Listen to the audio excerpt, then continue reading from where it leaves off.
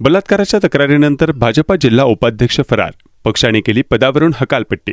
2021च्या होळीच्या दिवशी संजू श्रीवास्तव वय वर्ष 35 यांनी 22 वर्षीय तरुणीला कामाचे पैसे देण्याच्या बहाण्याने नालासोपारा येथील घरी बोलवले। 22 वर्षीय तरुणीवर बलात्कार केल्याप्रकरणी गुन्हा दाखल करण्यात आलेला भाजपचा वसई-विरार जिल्हा उपाध्यक्ष संजू श्रीवास्तव हा फरार झालाय। त्याच्यावर गुन्हा दाखल झाल्यानंतर पक्षाने त्याची उपाध्यक्ष पदावरून हकालपट्टी केली।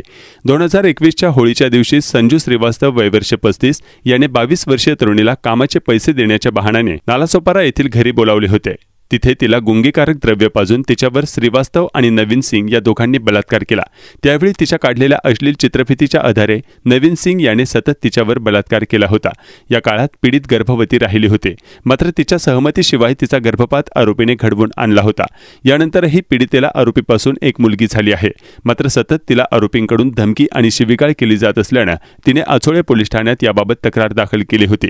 या तक्रारीवरून आचोळे पोलिसांनी आरोपी संजू श्रीवास्तव, नवीन सिंग आणि हेमा सिंग यांच्या विरोधात सामूहिक बलात्काराचे कलम 376 ग, 376 2, 328, 313, 506, 504 आणि 34 अन्वये गुन्हा दाखल केला आहे।